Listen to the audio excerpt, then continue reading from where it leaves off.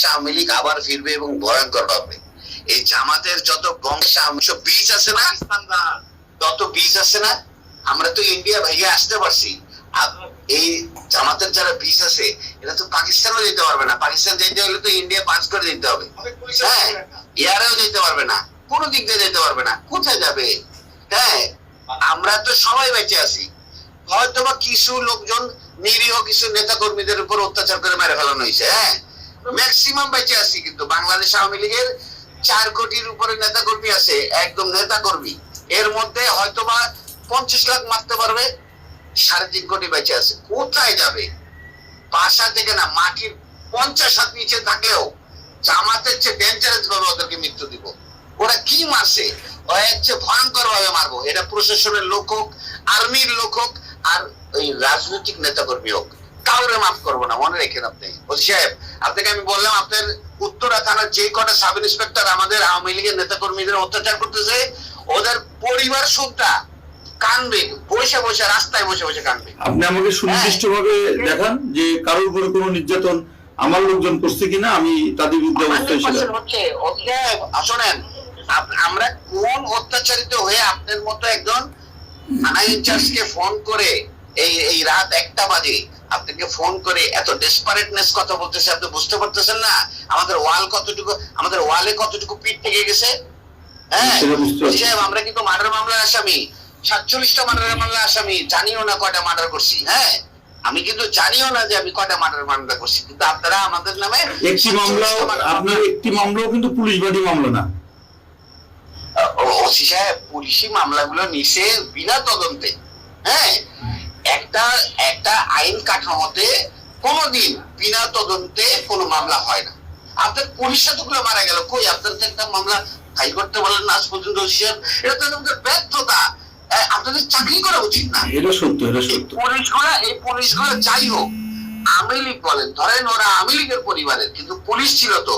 এতগুলো মারা গেল আজ পর্যন্ত তো কেউ, আপনারা 10 জন পুলিশের দিকে দাঁড়াই তো বলতে পারলেন না। একজন প্রেগনেন্ট মহিলা পুলিশের একজন সাধারণ অফিসার, তার মতো মহিলাকে এত নৃশংস ভাবে মার্ডার করলো। সে তো এই প্রেগনেন্ট অবস্থায় তো কোনো জামাতের নেতা বা কোনো ছাত্রকে মারতে যায়নি, তো তাকেও মেরে ফেললো। কই আপনারা তার মামলাটাও তো করতে পারলেন না। তা আপনারা মামলা হবে, কোন সিদ্ধান্তই আপনাদের বাস্তবায়ন হবে না। সাহেব, আমরা রাজনীতি করে এসেছি। আমি আজকে 21 বছর প্রেসিডেন্ট সেক্রেটারি। আমার কি ওই ধারণা নাই বাংলাদেশের রাজনীতি কোন দেশের মানে কথায় চলে? যায় আমেরিকা কয়দিন সেভ করবে? সাহেব ঠিক আছে, আমরা ছোট চাকরি করি, ছোট মানুষ, আপনি করেন। আপনি আমার থানা যে না সাহেব, আপনার তো ছোট মানুষ, কিন্তু আপনার কার্যক্রম তো বড় বড়। আপনার কার্যক্রম ঠিক করেন সাহেব। হ্যাঁ, আল্লাহর কসম, আমার কার্যক্রম যদি কোনো অপরাধ থাকে, এটা আমার কর্তৃপক্ষ বা আমার উপরে আছে সে দাবি। তবে আমার কোনো অফিসার যদি অন্যায় করে থাকে, আপনি সেটা আমাকে দেন, আমি সেটা দেব। আমার বিরুদ্ধে যদি কোনো অভিযোগ থাকে সেটা দেন, আমি সেটা জবাব দেব। আপনার বেতন কিন্তু আপনার ঊর্ধ্বতন কর্মকর্তা দেয় না। আপনার বেতন কিন্তু বাংলাদেশ গণপ্রজাতন্ত্রী সরকার, বাংলাদেশ প্রজাতন্ত্রী সরকার, মানে আমি যদি কোনো আপনি 10 মিনিট কথা বললেন আমার সাথে, এর মধ্যে যদি একটি অভিযোগ আমার বিরুদ্ধে দেখান যে আপনি দেখাতে পারছেন কিনা, এভাবে বড় কথা বলতে হবে না। আমি আপনাকে প্রমাণ, আপনি পরিচয়টাও দেন নাই, আপনি পরিচয়টাও দেন নাই। আমি আপনাকে আমার সম্পূর্ণ ডিটেইলস বলছি, শুধু নাম বলি না। নাম বলতে সমস্যা কোথায়? আপনি নাম বললে সমস্যাটা কোথায়? আপনার নাম, আমি যদি কোনোদিন আমার নাম বলি, আপনার বাসায় আপনার সামনে হাইকে বলবো। আমার বাপ যদি আমাকে জন্ম দিয়ে থাকে, আগামী 2 মাসের মধ্যে যদি আপনার কার্যক্রম এরকম থাকে, আপনার বাসায় আপনার সামনে যদি না বলতে পারি, আমার বাবা আমার জন্ম দেয় নাই। ঠিক আছে, আমি অপেক্ষায় থাকলাম, আপনি আসেন। হ্যাঁ, আমি আপনাকে মনে রাখেন, আপনি আরেকবার আরো যদি এরকম আপনার কার্যক্রম চলে, আগামী 2 মাসের মধ্যে আপনার সঙ্গে আমার একদম সরাসরি দেখা হবে।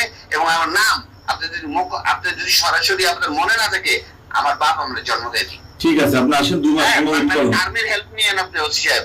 যদি আপনি এরকম কার্যক্রম থাকে, আপনি বাংলাদেশ আর্মির হেল্প নিয়ে। ঠিক আছে, অপেক্ষা করলাম। জি জি, থ্যাংক ইউ ওসি সাহেব।